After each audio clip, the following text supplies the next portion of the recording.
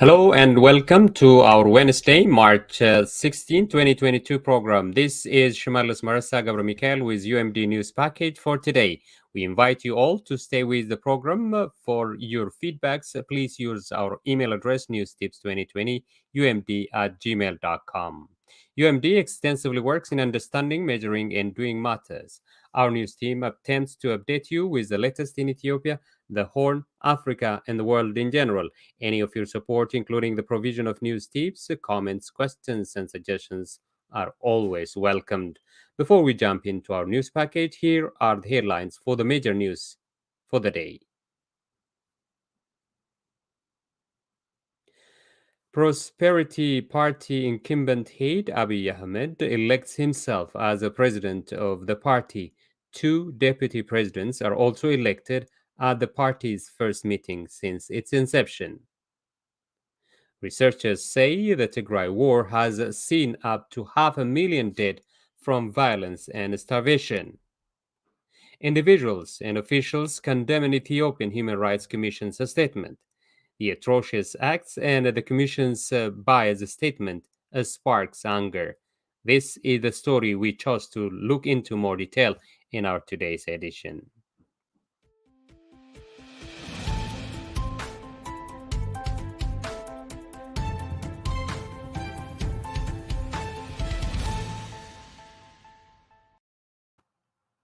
Now, we will move into providing more information on this and other news items. As we always say, please do not forget to like and share our programs and subscribe to our YouTube channel.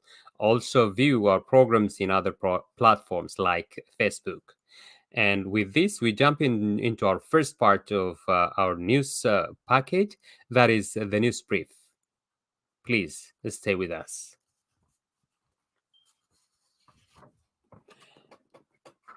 Abiy Ahmed elected himself as Prosperity Party's president. Two deputies are also elected at the first congressional meeting of the party.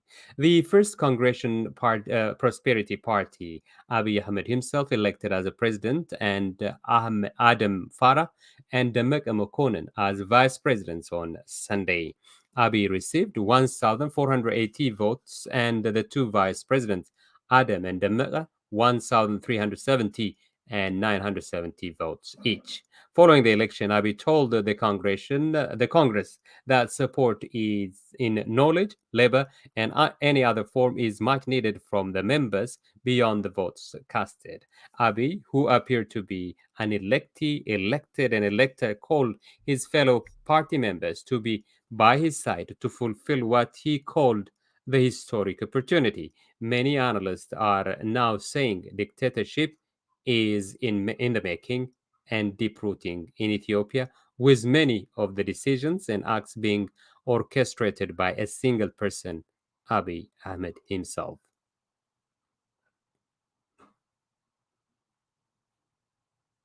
Ambush and reprisals in Ethiopia killed 64 rights body.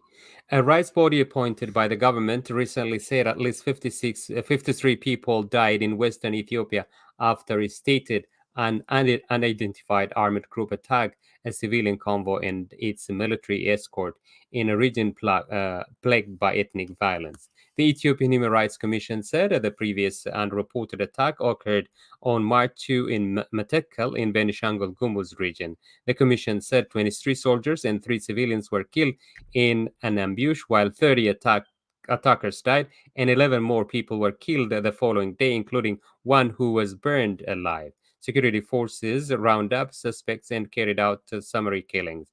The commission noted that it investigated the video posted on social media on Friday, where it said showed armed men, some in military uniform, using a stick to poke a man back into the burning pile of bodies after he tried to escape. This has now created anger among many justice lovers, saying that it is justifying crimes and criminals. The government also said it would act against the perpetrators. According to Deutsche Welle, the rights body did not say which security force killed the civilians. This an excuse me, this unvalidated and dramatized response of the Commission and the government angered many, which we look into more detail in this edition later. UN report states that at least 15,000 Tigrayan civilians were arrested or detained in connection with the state of emergency declared in November and lifted last month, and still leading horrendous and very challenging moments in jails and in their daily lives.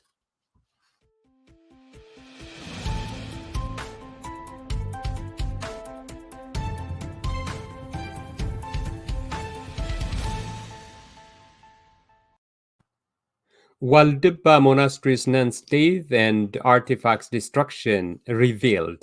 Waldeba Monastery, a prestigious oldest nunnery in Christendom found in the 5th century,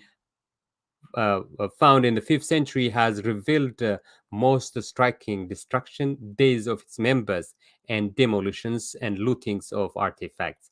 Demsoyane media recently reported that many nuns were killed and migrated from the monastery. Well over 3,000 oldest Brana manuscripts, that are scroll, vellum, sheepskin, parchment, bone paper writings, material made of dried animal hide, were looted and their farms and food were robbed and poisoned. The killings and lootings were performed by Ethiopian and Eritrean military forces as well as the Amhara militias. As in all other religious sites and historic locations, religious fathers and institutions were adamant in reporting the lootings and destructions of the Waldeba monastery. It is to be recalled that some of the artifacts, holy books, and other ancient manuscripts were online for sale, allegedly looted from the likes of these sacred locations in Tigray. Somali government says U.S. drone strike kills 200 militants and top Shabaab officials. The Somali federal government recently announced that more than 200 Shabaab militants, including several top officials, have been killed at their base in central Somalia in targeted U.S. drone strikes. The official Somali government statement indicated that the airstrikes targeted a settlement known Hareri Gubatle near Wabao Township in Wuladud region, about 300 kilometers north of the capital, Mogadishu. It was also indicated that the attack Al-Shabaab base is situated 20 kilometers east of Wabaho Township. The raid was a collaboration between the Somali National Army and the U.S. military operation. The statement said, without naming the facilities or their ranks within the jihadist group, more than 200 Al Shabaab militants and officials have been killed by the airstrike. It also did not mention the exact date of the attack.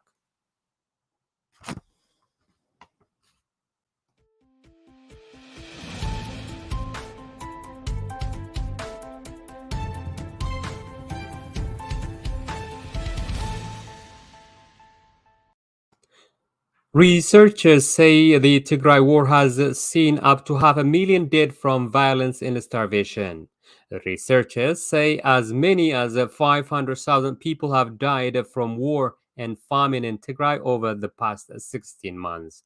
The estimate by experts who have closely monitored the Tigray conflict since the beginning is a rare attempt to calculate the war-related days toll in a region that has been largely cut off from the outside world. According to researchers led by Jan Nissen and Ghent University in Belgium, the estimate include 50,000 to 100,000 victims of direct killings, 150,000 to 200,000 starvation days and more than 100,000 additional days caused by a lack of health care. Globe and Mail reported despite the huge days toll, there are growing fears that Russia's invasion of Ukraine will overshadow the Tigray war, reducing global attention in humanitarian aid for those crises. The vast majority of Tigray is considered hard to reach or highly restricted in the latest UN humanitarian report. Malnutrition is increasing, and humanitarian agencies say their supplies of food and fuel are almost exhausted. Most have been forced to suspend or drastically reduce their operation. The UN report said because of lack of food aid, lack of income, and dysfunctional markets, the majority of Tigrayans' families have resorted to begging, cutting meals, or selling their harvest to pay off their debts. One killed, more than 9,000 civilians displaced in clashes bordering Gambella state and South Sudan. The Gambella regional government said over 9,000 residents of Lare and Jakau Waradas were displaced in fresh clashes near the South Sudanese border, leaving 6 people dead and 1 injured. According to the head of the regional press secretary office, Ugutu, adding the recent clash between Sudan People's Liberation Army in operation SPLM-IO troops and the South Sudanese government-led South Sudanese militants to cross over to Ethiopian territories, displacing the residents of 4 Kabbales, that means district, in Lare and Jakau Radas of the Nuer zone. Women and children are the majority among the 9,500 displaced people who were forced out of their homes following the attack launched by border crossing South Sudanese militiamen. Addis Standard reported, quoting the statement, that the Sudanese militants confiscated unspecified items, including the Ethiopian and the regional flags. Ugutu noted that the deployment of security forces to recover the looted items and the prevent SPLM-IO troops from crossing the border. He disclosed the presence of South Sudanese refugees in Lare and Jikau Waredas and urged concerned authorities to provide emergency aid to the IDPs. Deputy Administrator of Lari Warada in Nuer Zone, Obong Ukun, on his part, said that the residents of Lari Warada have been displaced by the recent clashes near the South Sudanese border. He underlined that the displaced people have been subjected to various economic and social crises and called on relevant government and non-governmental donors to support them. The residents of Bilmikun district of Lare Warada pleaded with the government to bring a lasting solution to the issue. Police said the onslaught took place in Bakankan Kabale, located in Cabo Warada of the Nuer zone. The regional police commissioner indicated that there is a tendency for armed groups to go in and out of the region. He said, it is summer and the border is long and unguarded.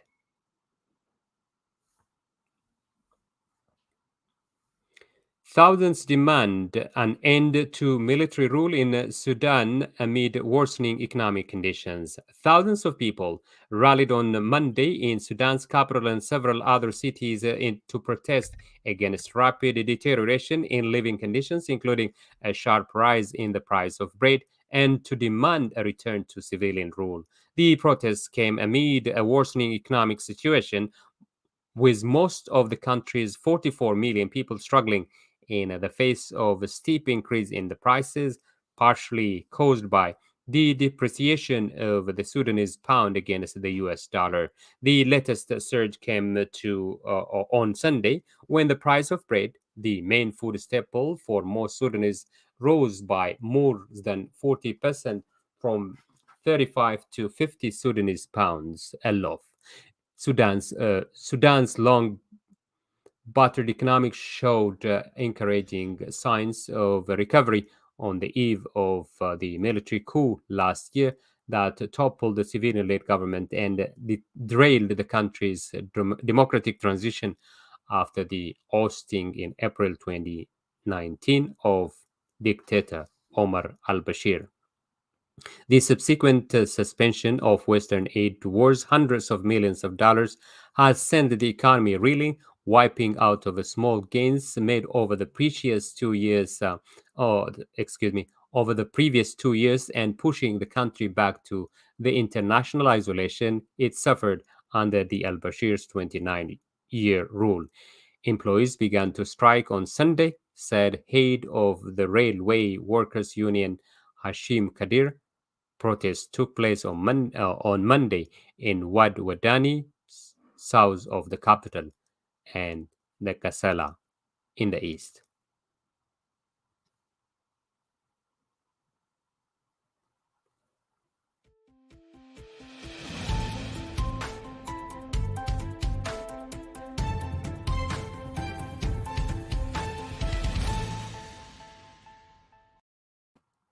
We will now move to the story we chose to view in more details. Please stay with the program. Individuals and officials condemn an Ethiopian Human Rights Commission statement. The video, shared widely on social media since Friday, has sparked anger among many in the country facing war in its northern region as well as ethnic strife in other parts. Following the Ethiopian Human Rights Commission EHRC's press statement on the recent catastrophic extrajudicial killing of the Tagarus in Benishangul Gumuz capital Matakel, individuals and officials are condemning the specious condemnation. Getachew Reda, spokesperson of the Tigray regional state, recently expressed the gruesome murder of Tigrayans in Benishangul as a classic case of adding insult to injury. According to Getachew, the act is little in the way of moral outrage and is about blaming the victims and explaining away a cannibal's crime by way of insinuations. And it's a swift response to the act, which even triggered more suspicion. EHRC confirmed that extrajudicial killing was committed by government security forces and civilians. However, the commission tried to substantiate justifications that the victims were traveling under the surveillance of government forces and said that the act was committed after 20 of its forces were killed. ESRC, in a statement, also attempted to reason out that one of the victims has admitted and tried to justify that it happened by the commission or omission. It also indicated these victims who were released from prison had a radio communication with other groups. For this and other reasons, the Commission's reasoning and thereof Ethiopia's statement of its reaffirmation to acts after video shows uniforms men burning civilians alive was taken as real deceptions. Some experts have accordingly criticized government of unanimously supporting the commission. In the show up statement, the Ethiopian authorities have pledged to prosecute individuals who apparently set a man on fire in a widely circulated video. The video that circulated on social media depicts a very gruesome and inhuman act, it said. Whatever their motive is, the government will prosecute those who committed the horrific crime. Some of the people seen in the video were wearing uniform. The Ethiopian Human Rights Commission on Sunday blamed the government security forces of burning a man alive. Some of the people apparently involved in the incident were wearing uniforms. Al Jazeera, on the other hand, reported that at least 53 people have died in western Ethiopia after an unidentified armed groups attack a civilian convoy and its military escort in a region plagued by ethnic violence. EHRC has said the previous unreported attack occurred on March 2 in Metekel in the Benishangul Gumuz region. 20 soldiers and 3 civilians were killed in the ambush, while 30 attackers died during the day-long gun battle that followed. 11 more people were killed the following day, including one who was burned alive as security forces rounded up suspects and carried out summary killings, according to the rights group. The commission has only investigated the incident after a video posted on social media on Friday. The footage, which left many in anger and trauma, showed armed men, some in military uniform, using a stick to poke a man back into the burning pile of bodies. The perpetrators were also heard mocking on the victims' gruesome suffering.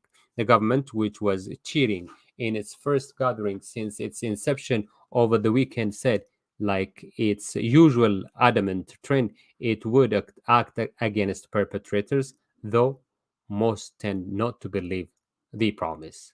The government is saying it would act against the perpetrators caught on camera. The incident, as information depicts, have occurred in Benishangul Gumuz region of northwestern Ethiopia. The bodies of the deceased were taken by security forces to the nearby forest and burned, according to EHRC's statement.